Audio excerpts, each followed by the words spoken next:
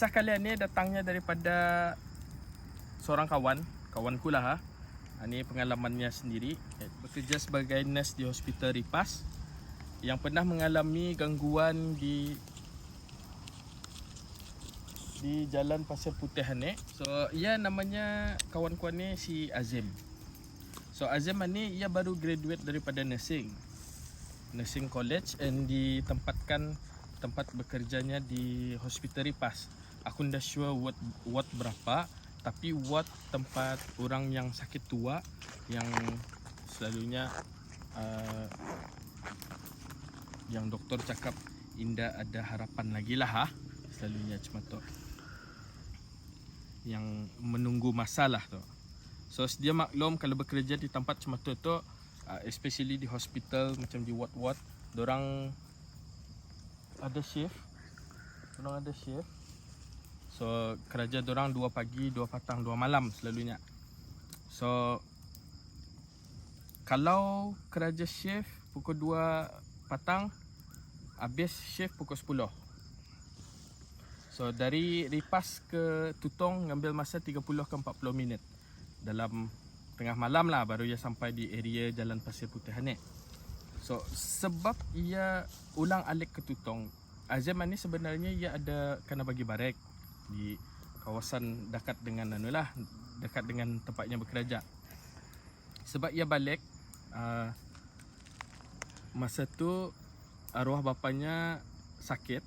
So ia terpaksa menjaga, bukannya terpaksa tapi ia decided untuk balik and menjaga bapanya yang sedang sakit masa tu lah.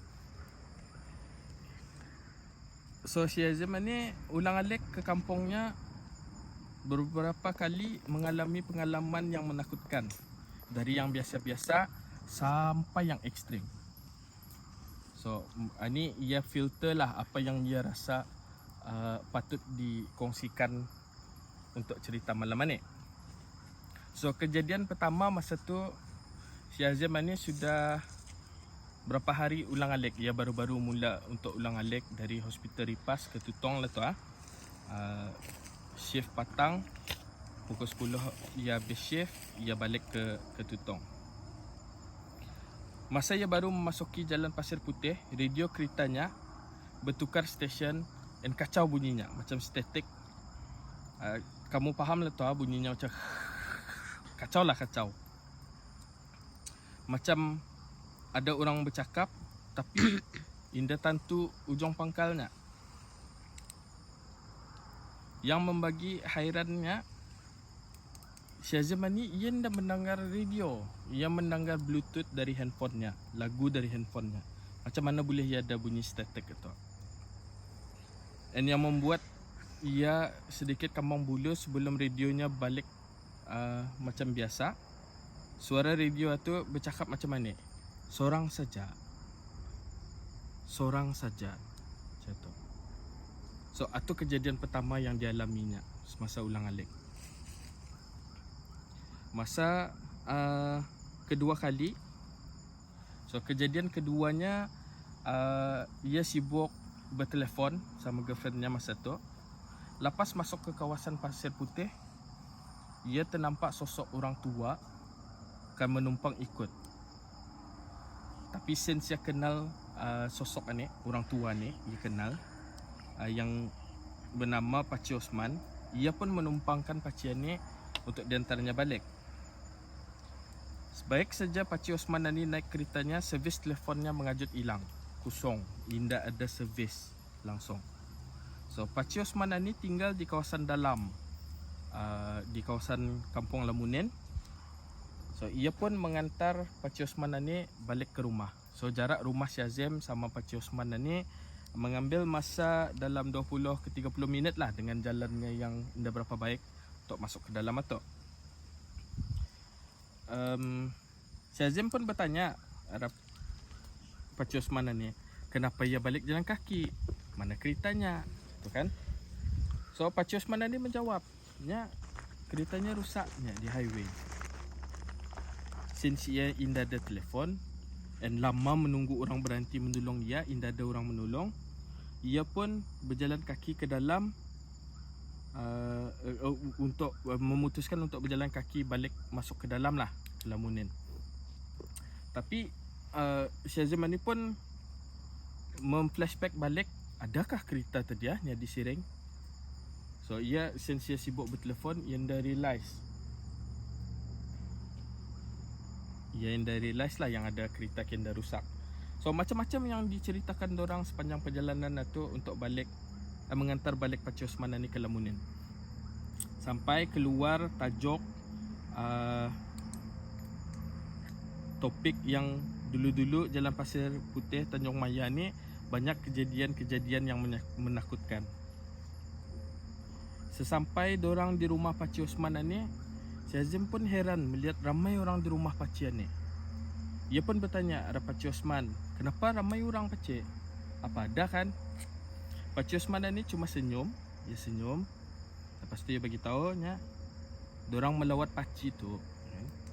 Dan bau harum and sekelip mata sosok Pakcik Osman yang duduk di sebelahnya ni hilang macam itu saja.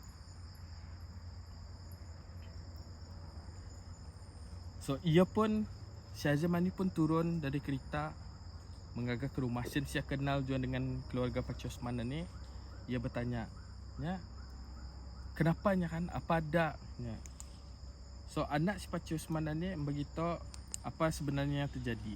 Rupa-rupanya Pakcik Osman ni accident and meninggal indah jauh dari simpang masuk ke Jalan Tanjung Maya, which is Jalan Pasir Putih. Syazim pun indah percaya apa yang didengarnya, tapi sebab ia merasa takut, ia pun minta antar ke arah orang yang ada di sana untuk balik ke rumahnya.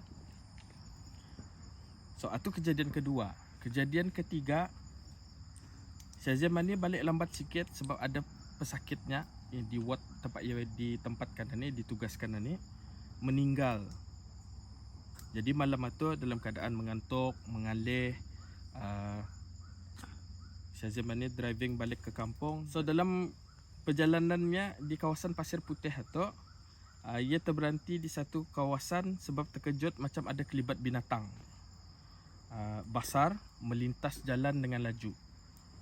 Awal-awal dalam fikirannya, ia mungkin melihat kerabau lah melintaskan, kerabau lembu lah tu. Tapi mustahil kerabau melintas dengan laju and indah kelihatan di seberang jalan. Which is make sense. Kalau kan dipikirkan akal, kalau kerabau yang melintas akan nampak bah ia di sebelah. Tapi ini ia besar and laju. So indah semana-mana masa akan meneruskan perjalanan itu, ada kabus tabal di depannya dan ada sosok besar berbulu menghadang jalan. Benda tu menguncang-uncang kereta Honda Syazim ni yang baru keluar 2 bulan lah yang balik. Dalam ketakutan ia pun berteriak sekuat-kuatnya and pingsan. Sesadarnya ia di hospital. And kena bagi tahu, kena inform arahnya yang Syazim ni sebenarnya mengalami accident, mungkin sebab mengantuk. Tapi indah lama lepas itu, ayah Syazim ni pun meninggal dunia. Setelah selesai semua urusan, Syazim pun membawa mamanya tinggal dengan ia di baritnya di bandar. Dan rumah di kampung itu indah kosong, tapi didiami oleh abangnya dengan keluarga abangnya lah. So dari hari itu, Syazim ni indah pernah balik tengah malam seorang lagi ke kampungnya di Tanjung Maya. So ya, so far itu cerita yang ada yang dapat kami kumpulkan untuk legenda Pasir Putih. So kalau kamu ada apa tu ya? Kau kah? Salah, aku nak nampak kau di mana wah? Oh. Sebelah aku ya. Okay. So itu cerita yang ada 1, 2, 3, 4, 5, 6 cerita lah. So kalau kita ada pengalaman kita sendiri, ada cerita yang kita pernah dengar, boleh DM arahku. Aku will masukkan ke another session untuk YouTube video. Dan siapa yang ada cerita boleh komen dalam komen di bawah. Will diceritakan lagi untuk YouTube video and fully credit untuk arah kamu. Aku harap kamu puas hati dengan ceritaku. Kalau anda puas hati, boleh komen. Kita perdebatkan. keadaannya macam ni sebenarnya. Gelap, tidak nampak apa-apa di Pasir Putih itself. So selepas ni we will go round-round kawasan ni lah to show you yang kami benar-benar di Pasir Putih, Jalan Pasir Putih. So Jalan Pasir Putih ni kalau orang yang dah tahu, ia termasuk jalan lama sebelum ada highway. Recap lagi balik lah sebelum ada highway, and banyak kejadian yang aneh lah pernah berlaku di sini. Ada diriku sendiri juga and orang-orang yang aku kenal. So let's go. Tadi pusing-pusing round-round, tengok apa yang ada.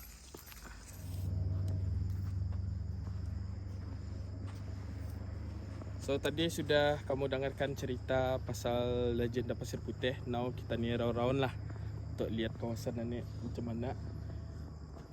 Let's go.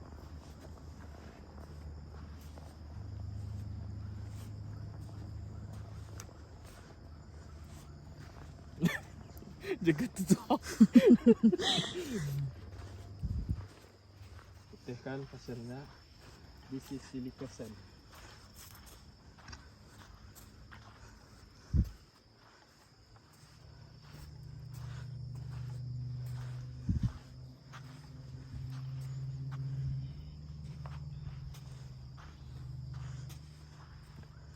So sebenarnya kan kalau dulu kami para ataupun exploration macam ni, aku yang behind the camera, so aku yang selalu di belakang sekali. So, sebab hari ni aku retis.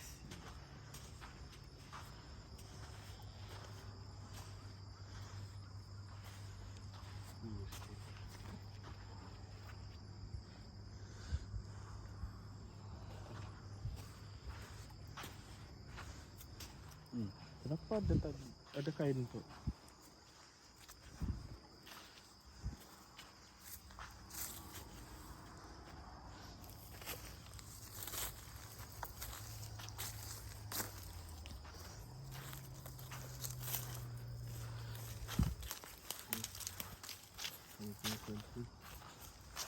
Apa yang kau tengok? Apa yang kau tengok?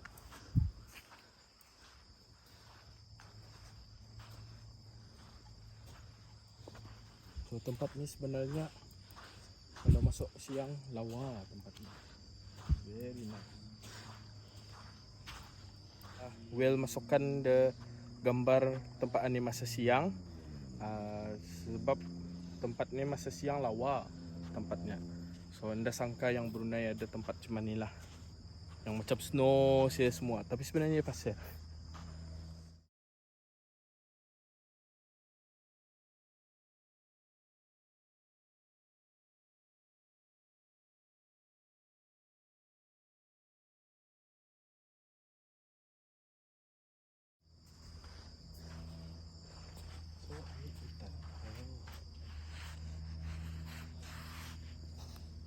Ibarat rasanya.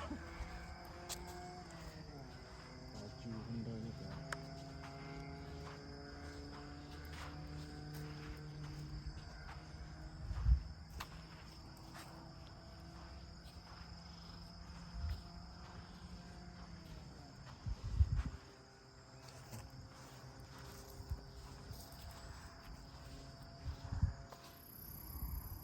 Memang gelap tempatnya.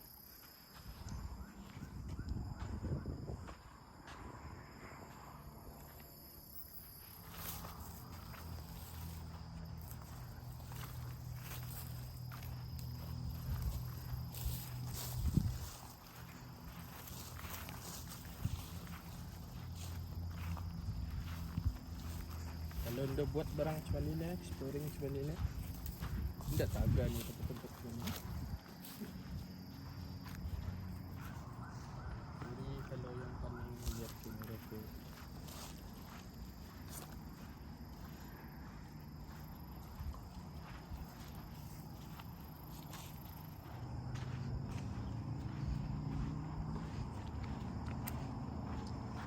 pun macam ni untuk mengisi masa lapang. Ada buat kegiatan double moral. Okay,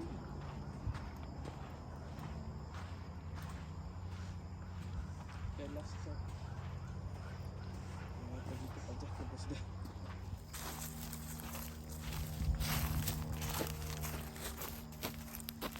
Okay, thank you guys yang sudah lihat video ni sampai habis, and yang follow, subscribe apa semua, thank you. Wait for the next session lagi. We'll inform kalau sekiranya ada another video lagi. You will get the notification kalau sekiranya kamu tekan di bell button. Ting ting. So yeah, malam ni selesailah sudah cerita seram Legenda Pasir Putih di Pasir Putihnya sendiri by us bertiga. Aku pun dah tahu kan cakap apa. Tempat ini memang dengan legendanya memang iri ya, memang menakutkan. Okay lah. Okay lah, ya. Yeah. So hopefully dengan kamu punya support we can do banyak lagi session di tempat-tempat of your suggestion yang di Brunei lah. So far untuk setakat ini, kalau yang di luar tu insyaallah will, kalau ada rezeki Tunggu boleh buka. tunggu border buka. Tunggu border buka, and then kalau kamu really want us to go explore di luar Brunei, your sponsorship is very much appreciated. Yes. Kami willing to go anywhere. So Benzo signing off untuk malam ni. Bye bye. Assalamualaikum. Goodbye.